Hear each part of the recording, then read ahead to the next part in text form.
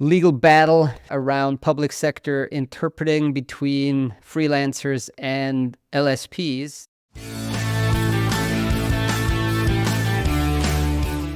And news episode here from SlaterPod. Hello, Esther. Hi, Florian. All right, we're gearing up for SlaterCon Silicon Valley on September 5th. And of course, we're also gearing up for Switzerland, England on the weekend. The football match, yes. The football match, yes. Football, soccer, whatever you want to call it. When Florian and Esther go head-to-head supporting their nations.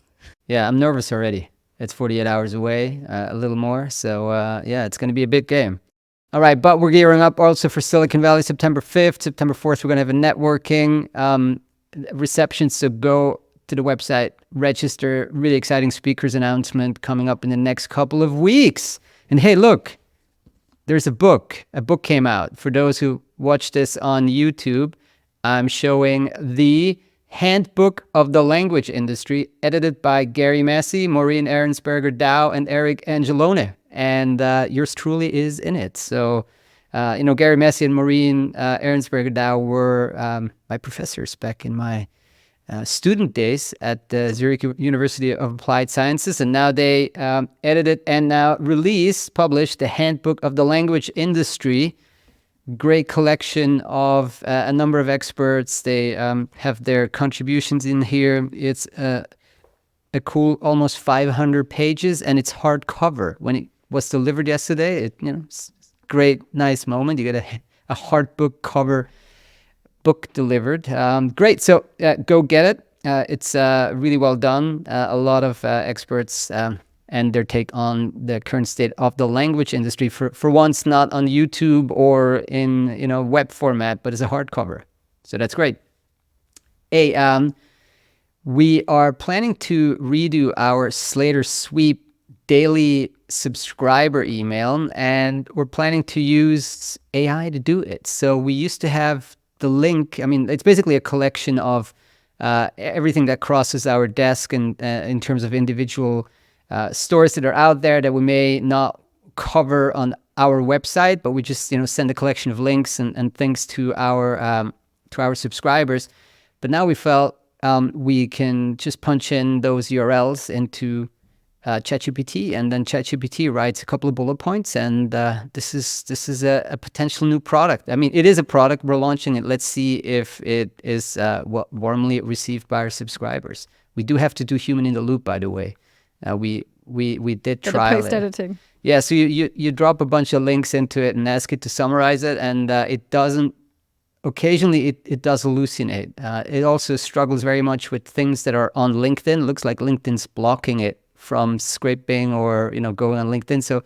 So you put a LinkedIn link in, and then it just makes some stuff up. It completely makes it up. It thinks it was on LinkedIn, but it just makes something up. Anyway, so if you're not a subscriber yet, go subscribe. It's a great collection. We let AI do the initial work of summarizing, but of course the curation and the selection is done by us. So very valuable service every day. Stories today. So there seems to be something going on in the UK, legal battle around public sector interpreting between freelancers and LSPs. We're also going to talk about Google Translate adding a ton of new languages. Then in Germany, another LSP went bust. You're going to tell us a bit more about a few acquisitions that happened and one funding round. And then we want to just touch very briefly on interpreting Safe AI Task Force's announcement that they issued their guide. Now, so what is going on in the UK, Esther? Where to start? I mean, it's our elections today. Is it elections today? It is elections today. Yes, I did my civic duty before work, went and cast my vote. When are the results going to be out? By the time this podcast is out? Immediately or? Yeah, should be first thing during the night tonight, tomorrow morning. By the time people listen to this podcast, there will be an old or a new prime minister in the UK. What else is going on? What else is going on? As if you could think about anything else. We have a news story about a couple of legal claims, actually, which are being spearheaded by a law firm called Lide. And this is some interpreters. So they're representing a group of or two groups of interpreters and translators working for the Big Word and also DA Languages, so two UK-based language service providers, as you said. Essentially, one of the claims is that the interpreters for the Big Word obviously provide services to public sector. And it seems very much to be public sector focused, which I think you mentioned. So they're saying, obviously, the interpreters are servicing the Ministry of Defence, UK Border Force, HMRC, etc. So the tax office and things like that, or tax regulator, I should say. So the argument that the law firm is putting forward is that currently the translators or interpreters are classed as self-employed by a sort of tax and legal category. But what they're saying is that the nature of the work and the demands that are imposed on the linguists mean that they should be, in the view of the law firm, classed as workers. And, I know obviously there's this distinction that is drawn in many different countries, but what obviously has implications for your status and sort of guarantee of things like minimum wage and holiday pay. So, I think they have the DA Languages claim, for example. So they're sort of arguing, the law firm this is, arguing why they believe that the interpreters should not be classed as self-employed but should be categorized as workers. So they're giving arguments such as the fact that the interpreters are required to perform work under a supplier agreement, professional supplier agreement, under a contract essentially. They say that the fact that the rate of pay is fixed for providing services in person or over the phone or by video, that also is a point towards arguing that they may be workers. Things like if there are fines imposed where translators or interpreters can't complete the jobs. And this is one that appeared in both claims, the fact that interpreters and translators are assigned an ID card. So that was something that appeared in both of the claims, both against DA Languages and the Big Word. And this law firm is like, you go to their website, you're greeted by Lawyers Against Injustice. So LEAD is a law firm established to combat injustice, championing the underdog. The firm stands against entities and blah, blah. So yeah, it's basically a law firm specialized in these types of cases. And now from the list that you mentioned, the things that they put forward that would mean that somebody is not kind of an independent contractor, to me, it's interesting. Like in Switzerland, it's more like it depends how many clients you have. Yeah. So like you couldn't just work for the same company and be classified as an independent contractor. You'd have to have like, I think, a minimum of 3, but then the nature of the work seems to me a little less relevant. If you do 1 day a week, does it really matter? Like, what do you do? Obviously it's different from jurisdiction to jurisdiction, but yeah, interesting case. Seems like if this comes through, or if if there's any ruling, I guess, against the LSPs, then this would really change the nature of the business model in the UK. These are two of the bigger, if not the biggest, two of the biggest, I should say, interpreting providers in the UK. Obviously, there are many, many more that probably operate on a very, very similar basis and model, using interpreters distributed throughout the country, as you can imagine. So yes, people would have to probably rethink how things work should the claim be successful, or claims be successful. Yeah, because it was one came first and then another. So these are two separate claims that just that are happening within the same industry. We'll stay tuned. Probably this takes a while to work its way through the system, because it's not just these two LSPs. This is going to affect everybody on these framework contracts probably. So interesting. Now, change the subject. Google Translate almost doubled their language coverage overnight. They now support over 200 languages. I think they rolled out 110 new ones.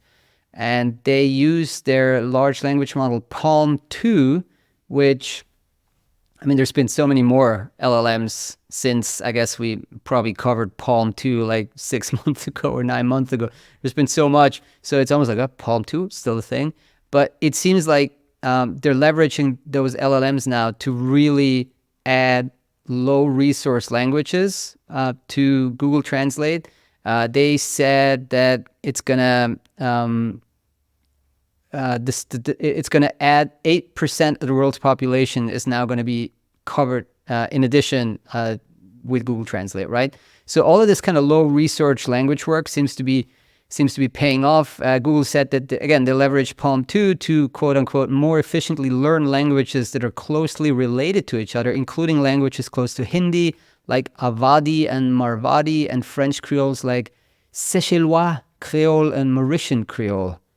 Interesting, Seychellois Creole and Mauritian Creole. I didn't know that those two things existed because I never got to go to the Seychelles and to Mauritius. Not yet. on my There's still bucket time. list. Yeah, both for the language and for the beaches, of course. And I think Google Translate or Google General is a bit more comfortable with rolling out languages that aren't like 100% perfect, unlike DeepL. I think 100% perfect or meet a certain quality threshold. I think DeepL is quite conservative, right? So they're rolling out when they feel they're very much ready. And I think Google Translate is a bit more adventurous there. So they said that adding these new languages, there were some challenges, with regional varieties, dialects, and different spelling standards, etc. But yeah, user feedback seems to be very positive. I pulled up a tweet here by somebody who said that from today, Google Translate can translate into Eastern Huasteca Nahuatl, and they played around with it, and it performed well to admittedly that person's quote-unquote extremely low expectations that tweeter said it can actually give meaningful, if not necessarily correct, translations of most of the tasks I gave it. Now, what is Huasteca Nahuatl? I wasn't familiar with it, even though I spent actually some time in Mexico a long time ago. So this is on the eastern Gulf of Mexico coast. Apparently, they have about 500,000 native speakers. That's a lot, like 410,000 native speakers. I didn't even know that in that part of Mexico, there's actually Nahuatl spoken. So here I am learning. And so they're adding these types of low resource languages with still sizable speaker communities. So you can imagine that if you have access to a machine translation for the very first time, would probably be a quite a big moment. Now. Let me also share something that in preparation for this podcast, I basically took a screenshot of the Google Translate language coverage, right? And then took a screenshot, uploaded it to ChatGPT, and asked it to OCR it and give me a copy-pastable list of those, 200 languages with the speaker count next to it. Didn't work. So it did do something, but then when I asked it to basically produce the list, we're getting the list was like Icelandic has 358 million speakers, Uzbek has 368 million, Romanian has 377 million speakers. So no, or Haitian Creole has 347 million speakers. So long story short, went off the rails, didn't work. And then I said, hey, there's an error. I think none of these figures are correct. It then, I don't know, gave a different list that skipped all the ones that it probably didn't have data for. So, I mean, I'm sure for a lot of people that are very familiar now with using ChatGPT, this is old news, but it does still hallucinate like grandiosely. But was the problem the OCR or what? What was the issue? I don't know what the problem is. The thing is just that I like these confident answers. It's like, sure, here's the list. It's like, this list makes absolutely no sense. And then you're like, I hate to break it to you, but there are not this many speakers. And then it's like, there's an error. I think none of these figures are correct. Oh, I apologize for the confusion. Here's a more accurate list. It's like, no, that list is not really more accurate. So, yeah, and it says like, well, let's not go there. It's just generally, I think we should all use these tools quite often, even though we may not need them, just to understand the limitations. Because these AI tools are great, but they do from time to time completely go off the rails. Yeah, I was asking it one time to, what did I ask? put some words in the IPA, the phonetic alphabet. So I had a really long list, and I asked it to convert it all to IPA symbols, and it broke. And now I'm using the ChatGPT desktop app. Not sure what's much better about it. Maybe a little bit faster. The uploading of like images and stuff works maybe a little faster, but yeah. So, they have all kinds of use cases, of course, in the language industry, but still far from perfection. So you got to be very careful with usage of it. In Germany, another LSP went out of business, sadly. A company called Landex with 2X. That comes after VC-funded startup Lengo went out of business a few months ago, and then I think it's called, what was it called? WCS was in Netherlands. Yeah, in the Netherlands, was acquired by Powerling after they filed for insolvency. So now Landex, they've had a troubled past, to say the least. We did a bit of research, and there was some commentary on the Prosy jobs board. People said, hey, they're not paying. Actually, apparently they were banned from posting jobs on Prosy in the end. And, and people were saying that one comment was interesting. They said they were an excellent client, always very professional, except that I always had to chase late payments. They often paid 3 to 4 months late. That's just unacceptable. I mean, you can't pay 3 to 4 months late. And to me, that wouldn't be an excellent client. I would just stop working with these guys. So now, as happened in the past, many freelancers are, basically left holding the bag and aren't getting paid. So pretty bad. Now, generally, I keep saying this, it takes a lot to go outright bankrupt with an LSP because you can scale up and down so quickly, right? I mean, even if there's no hard assets. I think we spoke about this many times before in this podcast. So yeah, I wonder if this is a sign of things to come. And it's interesting that those 3 bankruptcies actually come, two out of Germany, 1 out of the Netherlands, so kind of in the same part of Europe, right? Let's see if this hopefully not continues. Now, we also came across, after we had published the story, that this company popped up in Cyprus again. So there's a company filing in Cyprus, Landex International Limited. So I don't know, maybe somebody wants to dig into this, why there's a live company registered in late 2023, I think, in Cyprus. So maybe there's something going on. All right, so from the murky world of German bankruptcy law to the London public markets, which is very transparent. The reputable London the reputable markets. London Stock Exchange, where Keywords is now, unfortunately for us, saying goodbye, it seems, because they're getting bought up by a private equity firm, which is going to be a lot less transparent in terms of all the beautiful information they're going to be releasing. So, I don't know, you want to take this? Just remind us what happened, where we are in this process? Yeah, I think we're fairly advanced. It's been sort of going on for a few months. We covered it, I think, a couple of months ago, 6 weeks, 8 weeks maybe ago. The fact that there was a private equity firm that had made a bid for Keywords Studios, obviously the game services and game localization company. It took some time, obviously, for lots of different things to be considered. I think obviously went to the board.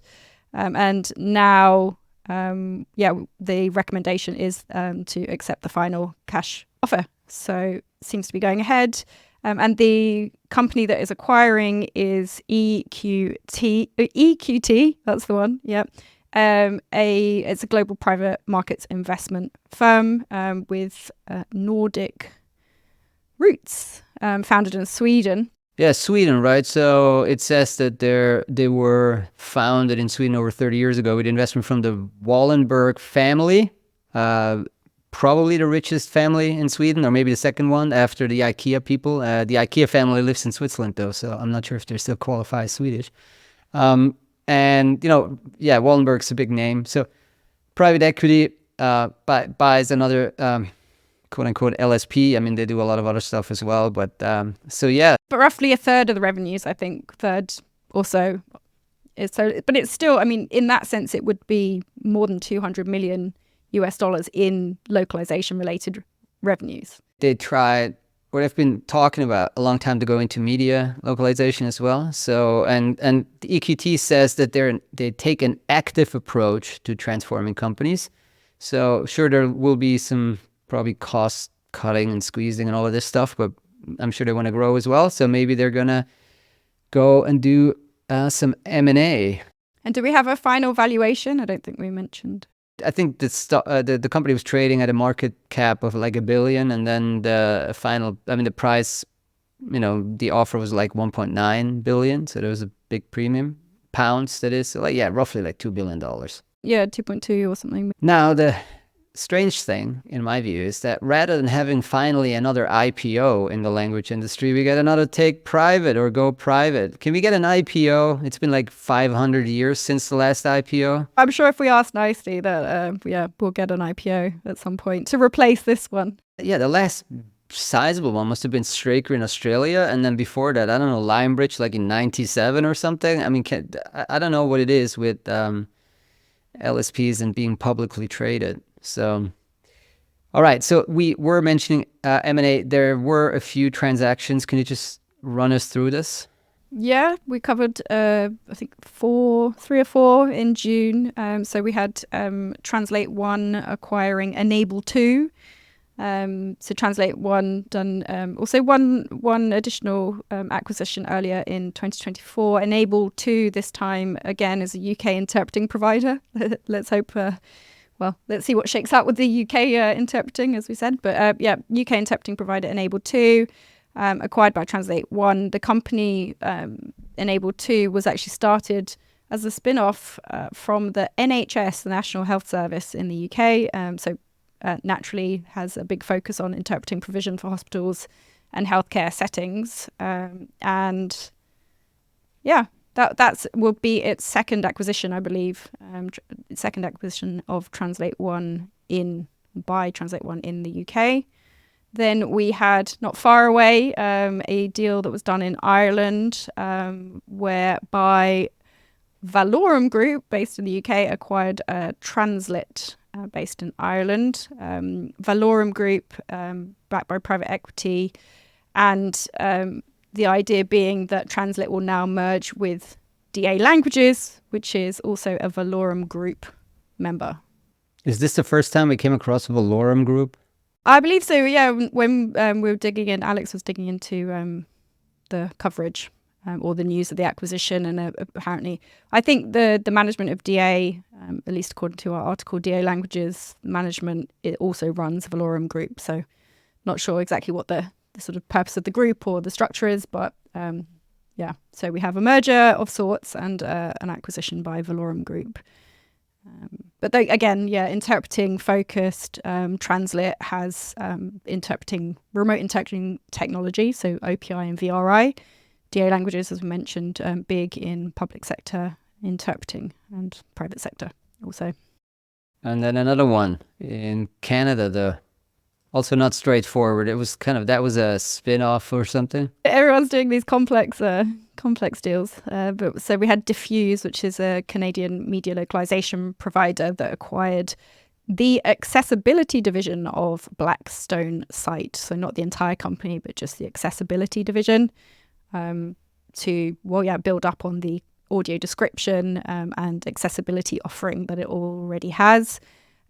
Diffuse also, I think, had a couple of acquisitions recently. This one being more focused on the English Canada market. So that will help there. Also entertainment related, but a different kind of transaction. We had news that a machine dubbing company called Dubme.io concluded a pre-seed funding round. This is a Spanish startup, Dubme, raised, I think this was according to Crunchbase, €1 million in pre-seed funding, led by Boost Capital Partners. And there's so many, and across various stages of development. I mean, you have investment and development. Yeah, I mean, like Deep Dub, for example. Very much Dub. Yeah, Dub, but something like Deep Dub, major funding, Hollywood. It's just it's very deep, and it feels like well, deep. Okay, that was a it was just stuck in my head, that word. But like it's somewhat mature, and then like you have something like, or then we have Rask AI. I think we had them at the Sliticon Zurich present at one of those use case presentations, and now you have something like Dummy. Like, what's your USP that you're going into this market that's like so competitive now? Like, it seems like a major. I mean, from a tech point of view, how do you differentiate yourself? So it's going to be super hard. So it's all about marketing and getting to the right, I guess in their case, more like influencer. I mean, if you go to their website, you see it's very much kind of influencer targeted. Yeah, they say digital creators and media companies, and they pitch it as professional dubbing, obviously at a reduced cost thanks to the AI component. But you're right. I mean, that is central to the pitches of all these other companies as well. Do you want to talk about interpreting Safe AI Task Force? Do I? More interpreting. No, you kick us off on this one. All right. So there is this. This has been out for a while, but I think now this week they being the Interpreting Safe AI Task Force published a report which you can get on safeaitf.org.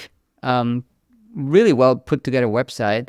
So let me try to summarize this. I hope we can get them on the pod and really hear it from them. But basically, it's an initiative by various stakeholders in the industry to, quote unquote, ensure AI technologies enhance rather than compromise the quality and standards of accountability, safety, and transparency in language interpretation.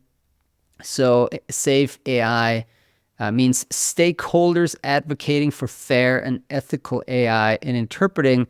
Was founded in the summer of 2023 in response to emerging AI products for interpreting based on the use of Gen AI and large language models, which they say they refer to as automatic interpreting by artificial intelligence, AI XAI. And their mission is to establish, disseminate, and promote industry-wide guidelines and best practices for accountable design and adoption of AI in interpreting. Really well put together report, gotta say.